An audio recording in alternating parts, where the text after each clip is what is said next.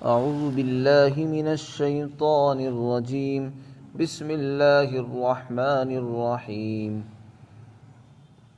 من كان يريد الحياة الدنيا وزينتها نوفي إليهم أعمالهم فيها وهم فيها لا يبخسون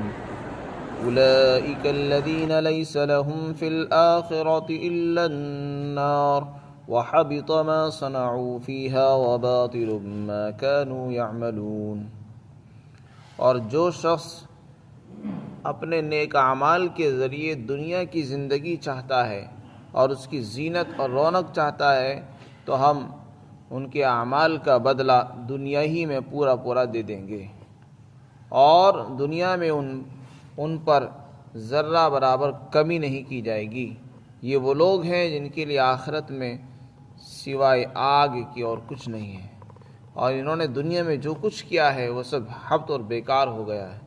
اور جو یہ عمل کرتے تھے وہ سب باطل ہو گئے ہیں۔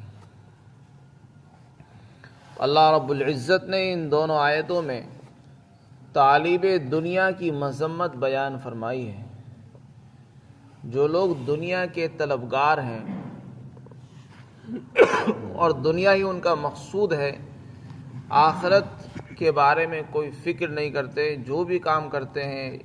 وہ سب دنیا کے لیے کرتے ہیں، دنیا کی شہرت، عزت، یہاں کی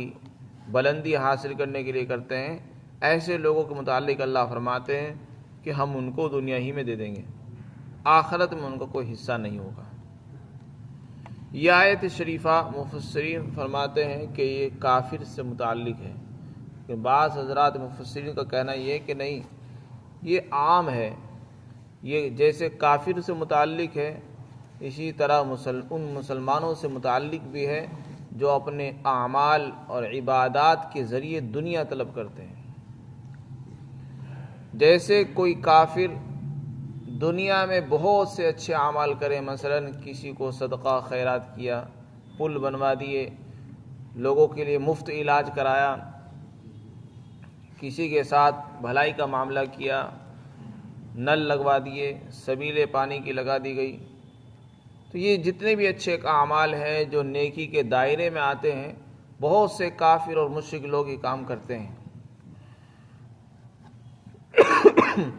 تو ان اعمال کی شکل تو چونکہ نیک اعمال کی ہے، خیر کے کاموں کی ہے،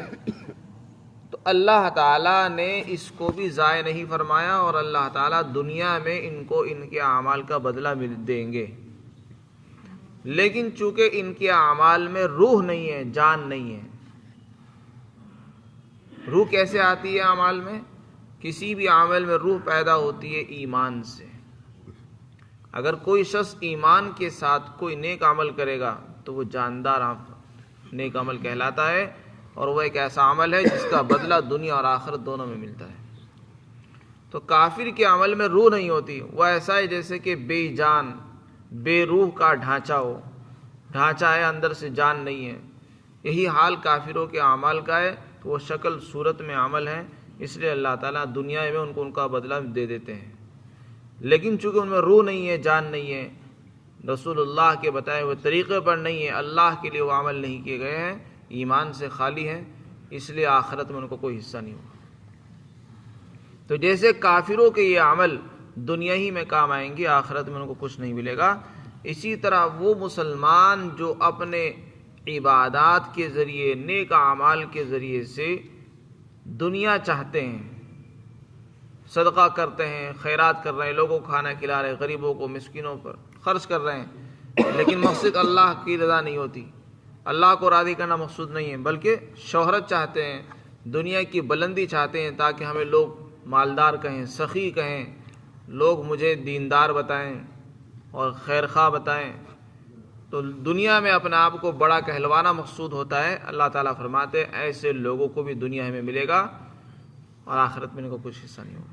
حدیث پاک کے اندر آتا ہے بہت سے لوگ ایسے آئیں گے قیامت کے دن کہ انہوں نے بہت سے اعمال کیے ہوں گے، لیکن ان سے کہا جائے گا کہ تم نے جو عبادتیں کی وہ اس لیے کی تاکہ مجھے قاری کہا جائے، مجھے غازی کہا جائے، مجھے مجاہد کہا جائے، مجھے یہ کہا جائے، وہ کہا جائے۔ اب تم کو کہا جا چکا تمہاری جو نیت تھی وہ پوری ہو چکی دنیا میں،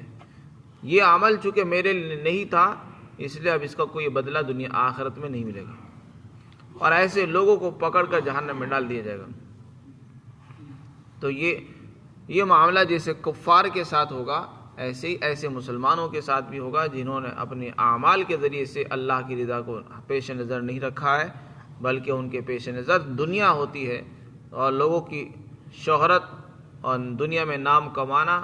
جن کا مقصود ہوتا ہے، ایسے لوگوں کا یہی انجام ہوگا۔ خلاصہ یہ ہے کہ ریا نمود، جو عمل ریا اور نمود کے لیے دکھاوے کے لیے کیا جاتا ہے اس کا ثواب، اجر و ثواب ضائع ہو جاتا ہے۔ اور حدیث پاک کے اندر آتا ہے جو انما الاعمال بالنیات، اعمال کا مدار نیت پر ہے، جو آدمی جیسی نیت کرتا ہے اللہ تعالیٰ ایسے اس کو بدلہ دیتے ہیں۔ کافر نیت کرتا ہے کہ دنیا میں مجھے مل جائے، شہرت ملے، تو اللہ تعالیٰ اس کو شہرت دے دیتے ہیں۔ مسلمان بھی اگر یہ نیت کرے کہ مجھے اللہ تعالیٰ نام شہرت دے دے، مشہور کر دے، لوگوں میں عزت دے دے، تو اللہ تعالیٰ اس کو ویسے ہی چیزیں دے دیتے ہیں۔ اور جو آخرت کی نیت کرتا ہے اللہ تعالیٰ اس کو آخرت دے دیتے ہیں، جو دونوں کی نیت کرتا ہے اللہ تعالیٰ دونوں دے دیتے ہیں۔ تو یہ ہماری نیتوں پر ہے، ہم نیتیں چونکہ صحیح نہیں کرتے ہیں اس لیے محروم رہ جاتے ہیں، محنت بھی کر رہے ہیں اور پھر بھی ضائع ہو بیکار ہو رہی ہے۔ تو اللہ تعالیٰ فرماتے ہیں جو آدمی اپنے نیک اعمال کے ذریعے بس دنیا ہی کا طلبگار ہے، یہ چاہتا ہے مجھے دنیا مل جائے، دنیا کی عزت ملے، دنیا کا نام روشن ہو جائے اور اس کی رونق مل جائے، تو اللہ فرماتے ہیں ہم ان کو دنیا میں پورا دیں گے، دنیا میں ہم کوئی کمی نہیں کریں گے اس کی۔ یہ جو چاہ رہے ہیں ان کو ایسا ہی مل جائے گا۔ یہ چاہ رہے ہیں کہ ہمارا نام ہو جائے دنیا میں، ان کا نام ہو جائے گا۔ یہ چاہ رہے ہیں کہ ہماری شہرت ہو جائے، ہم ان کو مشہور کر دیں گے۔ ان کے عمل میں ذرہ برابر دنیا میں کمی نہیں ہوگی، لیکن چونکہ اس عمل میں جان نہیں تھی، اللہ کی رضا کے لیے نہیں تھا، رسول اللہ کے بتائے ہوئے طریقے پر نہیں تھا، اس لیے آخرت میں یہ امید نہ رکھیں اپنے اس عمل کی آخرت میں امید نہ رکھیے ہمیں آخرت میں کچھ ملے گا یا نہیں ملے گا۔ ایک مرتبہ حضرت عمر رضی اللہ تعالیٰ عنہ تشریف لائے، آپ چٹائی پر لیٹے ہوئے تھے اور ایک تکیہ تھا چھال کا جس میں کھجور کی چھال کا بنا ہوا چمڑے کا تکیہ تھا، کھجور کی چھال بھری ہوئی تھی اور اس کی وجہ سے آپ کے بدن پر نشان آ گئے تھے۔ حضرت عمر رضی اللہ عنہ کہنے لگے آپ دعا فرمائیے کہ اللہ تعالیٰ آپ کی امت کو بھی مالی وسعت عطا فرما دے، کیونکہ روم اور فارس کے جو بادشاہ ہیں اللہ نے ان کو بہت سارا مال دے رکھا ہے، مالی وسعت ہے، فراوانی ہے، وہ بڑے عیش اور آرام کے اندر رہتے ہیں، اور آپ تو امام الانبیاء ہیں اور امام الاولین والآخرین ہیں اور خاتم النبیین، سب سے بڑے نبی ہیں آپ، اور آپ جو ہے ایک چھال پر پڑے ہوئے ہیں، تو ایک چٹائی پر آپ لیٹے ہوئے ہیں، اور دنیا کے بادشاہ جو بالکل کافر اور مشرک ہیں وہ عیش اور آرام کر رہے ہیں اور دنیا کی راحتوں سے فائدہ اٹھا رہے ہیں۔ آپ صلی اللہ علیہ وسلم لیٹے ہوئے تھے اور ان کی بات سن کر فوراً بیٹھ گئے اور کہنے لگے اے عمر تو ابھی تک انہی واہیات میں مبتلا ہے، تجھے معلوم نہیں یہ وہ لوگ ہیں جن کی مرغوب چیزیں اللہ نے ان کو دنیا ہی میں دے دی۔ بعض روایت میں آتا ہے کیا یہ تمہیں یہ پسند نہیں ہے کہ ان کی مرغوب چیزیں ان کو دنیا ہی میں مل جائے اور تمہاری مرغوب اور محبوب چیزیں آخرت میں مل جائیں۔ اللہ نے مسلمانوں کے لیے بھی محبوب چیزیں رکھی ہیں اور کافروں کے لیے بھی رکھی ہیں، بس اتنا فرق یہ ہے کہ اللہ نے مسلمانوں کو صبر کا حکم دیا ہے اور ان کی محبوب چیزیں، مرغوب چیزیں، پسندیدہ چیزیں اللہ نے آخرت کے لیے محفوظ کر رکھی ہیں، اور کافروں کو چونکہ اللہ دنیا ہی میں دے دیتے ہیں تو ہم لوگ یہ سمجھتے ہیں شاید یہ اللہ کے یہاں بہت اچھے ہیں، تو ایسا نہیں ہے۔ حدیث میں آتا ہے الدنیا سجن المؤمن وجنت الکافر، دنیا مومن کے لیے قید خانہ ہے، جیسے جیل کے اندر، قید خانے کے اندر انسان کو عیش اور آرام کے سامان نہیں ملتے بلکہ وہاں تنگی ہوتی ہے، اسی طرح یہ دنیا ایک مسلمان کے لیے قید خانہ ہے، قید خانے سے اس کو تشبیہ دی ہے، اور کافر کے لیے اس کو جنت بیان فرمایا ہے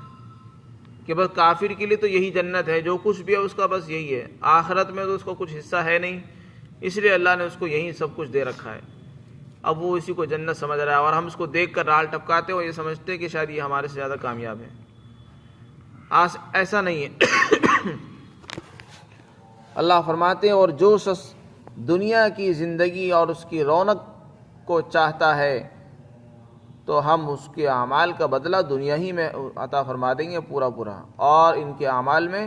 دنیا کے اندر کوئی کمی نہیں کی جائے گی۔ یہ وہ لوگ ہیں جن کے لیے آخرت میں کوئی حصہ نہیں ہوگا سوائے جہنم کے، اور انہوں نے جو اعمال کیے ہوں گے وہ سب حبط اور بیکار ہو گئے۔ یعنی بہت سے اعمال ایسے کرتے ہیں کافر و مشرک، جب ان کو ڈرایا جاتا ہے کہ دیکھو اللہ کا عذاب آئے گا، تو وہ اپنی سند کے طور پر اپنے اعمال پیش کرتے ہیں کہ ہم نے تو اتنے لوگوں کو کھانا کھلایا، اتنے مسکینوں پر خرچ کیا، اور اتنے لوگوں کا مفت علاج کیا، اور یہ کیا وہ کیا، تو کیا ان ساری چیزوں سے اللہ خوش نہیں ہوگا اور ہمیں پھر بھی عذاب دے گا؟ تو اس کا جواب دیا کہ نہیں، ان سب کی حقیقت بس دنیا ہی کا تک ہے۔ ان اعمال کے اندر چونکہ روح نہیں ہے، جان نہیں ہے، اس لیے جو کچھ ملنا ہے وہ دنیا ہی میں مل جائے گا، آخرت میں ان کا کوئی بدلہ نہیں ملے گا، اور یہ جو کچھ انہوں نے کیا ہوگا وہ سب حبط ہو گیا، اور جو یہ کام کرتے تھے وہ سب باطل اور ضائع ہو گئے۔ اللہ تعالی ہم کو صحیح سمجھ عطا فرمائے۔